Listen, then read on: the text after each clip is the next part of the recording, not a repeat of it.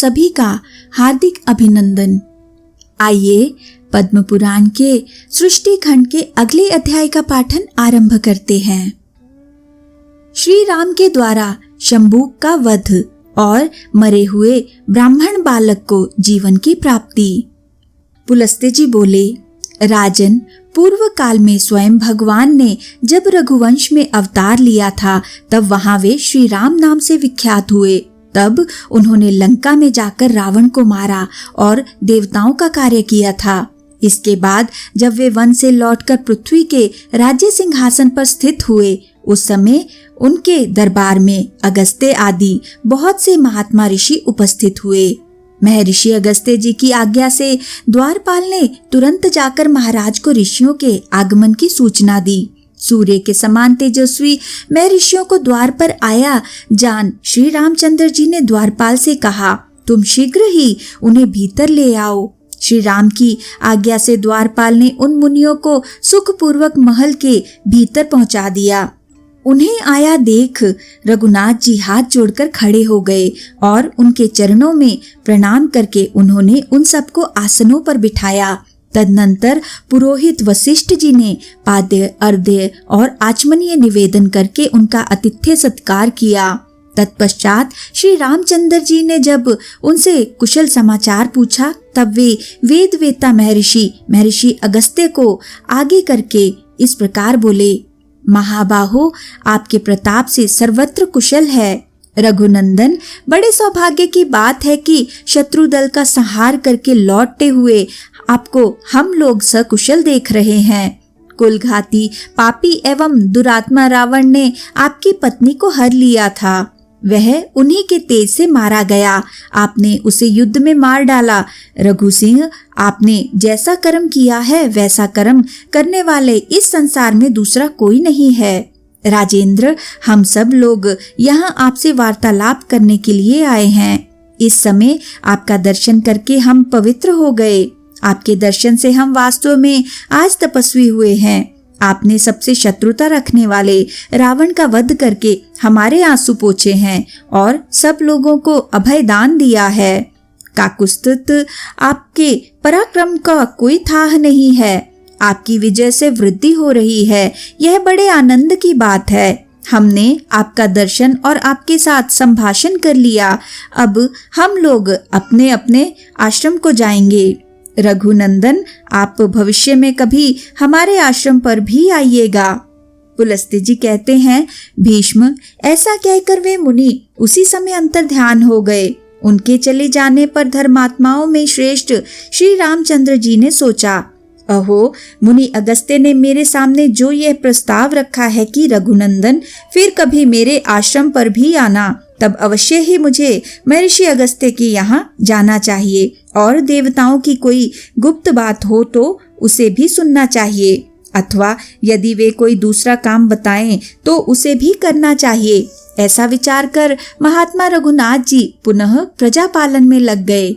एक दिन एक बूढ़ा ब्राह्मण जो उसी प्रांत का रहने वाला था अपने मरे हुए पुत्र को लेकर राजद्वार पर आया और इस प्रकार कहने लगा, बेटा, मैंने पूर्व जन्म में ऐसा कौन सा पाप किया है जिससे तुझ इकलौते पुत्र को आज मैं मौत के मुख में पड़ा देख रहा हूँ। निश्चय ही यह महाराज श्री राम जी का दोष है, जिसके कारण तेरी मृत्यु इतनी जल्दी आ गई। रघुनंदन, अब मैं भी स्त्री सहित प्राण त्याग दूंगा। फिर आपको बाल हत्या, ब्रह्म हत्या और स्त्री हत्या 3 पाप लगेंगे। रघुनाथ जी ने उस ब्राह्मण की दुख और शोक से भरी सारी बातें सुनी। फिर उसे चुप कराकर महर्षि वशिष्ठ जी से पूछा, गुरुदेव, ऐसी अवस्था में इस अवसर पर मुझे क्या करना चाहिए? इस ब्राह्मण की कही हुई बात सुनकर मैं किस प्रकार अपने दोष का मार्जन करूं? कैसे इस बालक को जीवन दान दूं? इतने में ही देवऋषि नारद वहां आ पहुंचे। वे वशिष्ठ के सामने खड़े हो अन्य ऋषियों के समीप महाराज श्री राम से बोले, रघुनंदन, इस बालक की जिस प्रकार अकाल मृत्यु हुई है उसका कारण बताता हूँ, सुनिए। पहले सतयुग में सब और ब्राह्मणों की प्रधानता थी। कोई ब्राह्मणेतर पुरुष तपस्वी नहीं होता था। उस समय सभी अकाल मृत्यु से रहित और चिरजीवी होते थे। फिर त्रेता युग आने पर ब्राह्मण और क्षत्रिय दोनों की प्रधानता हो जाती है। दोनों ही तप में प्रवृत्त होते हैं। द्वापर में वैश्यों में भी तपस्या का प्रचार हो जाता है। यह तीनों युगों के धर्म की विशेषता है। इन तीनों युगों में शूद्र जाति का मनुष्य तपस्या नहीं कर सकता। केवल कलयुग में शूद्र जाति को भी तपस्या का अधिकार होगा। राजन, इस समय आपके राज्य के समीप एक खोटी बुद्धि वाला शूद्र अत्यंत कठोर तपस्या कर रहा है। उसी के शास्त्र विरुद्ध आचरण के प्रभाव से इस बालक की मृत्यु हुई है। राजा के राज्य या नगर में जो कोई भी अधर्म अथवा अनुचित कर्म करता है, उसके पाप का चतुर्थांश राजा के हिस्से में आता है। अतः पुरुष श्रेष्ठ, आप अपने राज्य में घूमिए और जहाँ कहीं भी पाप होता दिखाई दे उसे रोकने का प्रयत्न कीजिए। ऐसा करने से आपके धर्म, बल और आयु की वृद्धि होगी। साथ ही यह बालक भी जी उठेगा। नारद जी के इस कथन पर श्री रघुनाथ जी को बड़ा आश्चर्य हुआ। वे अत्यंत हर्ष में भरकर लक्ष्मण से बोले, सौम्य, जाकर उस श्रेष्ठ ब्राह्मण को सांत्वना दो और उस बालक के शरीर को तेल से भरी नाव में रखवा दो। जिस प्रकार भी उस निरपराध बालक के शरीर की रक्षा हो सके वह उपाय करना चाहिए। उत्तम लक्षणों से युक्त सुमित्रा कुमार लक्ष्मण को इस प्रकार आदेश देकर भगवान श्री राम ने पुष्पक विमान का स्मरण किया। रघुनाथ जी का अभिप्राय जानकर इच्छा अनुसार चलने वाला वह स्वर्ण भूषित विमान एक ही मुहूर्त में उनके समीप आ पहुंचा और हाथ जोड़कर बोला, महाराज, आपका आज्ञाकारी यह दास सेवा में उपस्थित है।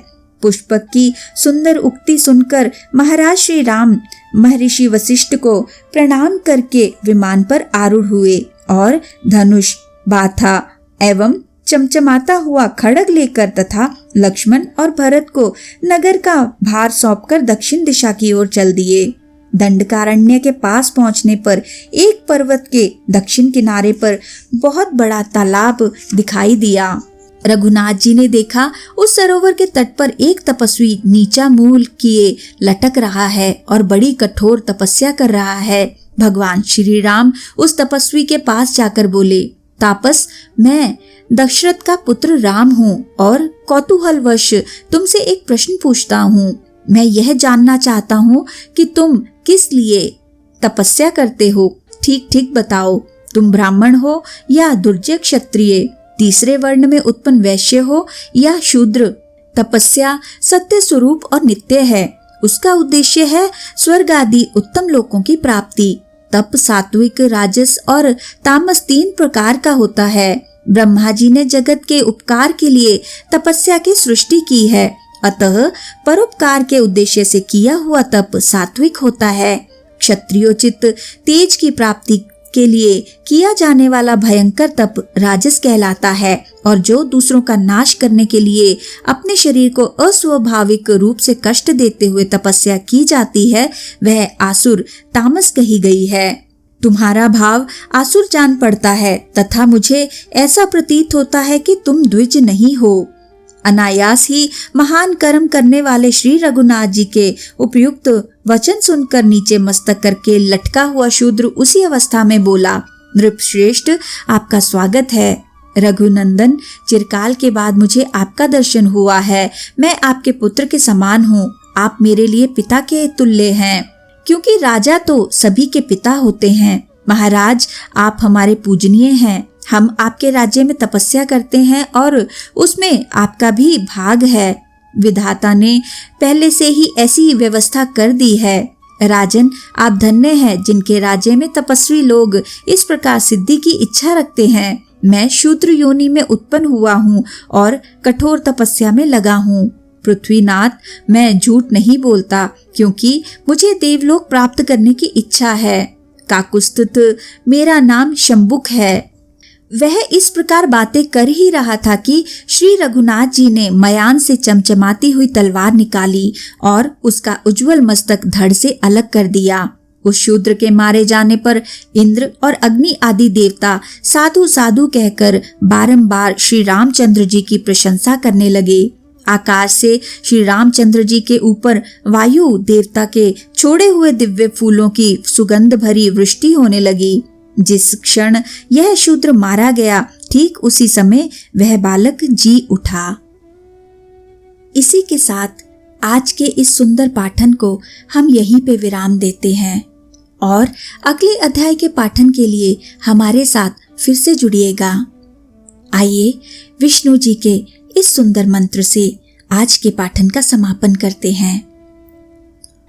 ओम नमो भगवते वासुदेवाय। ओम नमो भगवते वासुदेवाय। ओम नमो भगवते वासुदेवाय। ओम नमो भगवते वासुदेवाय। ओम नमो भगवते वासुदेवाय। ओम नमो भगवते वासुदेवाय। ओम नमो भगवते वासुदेवाय। धन्यवाद।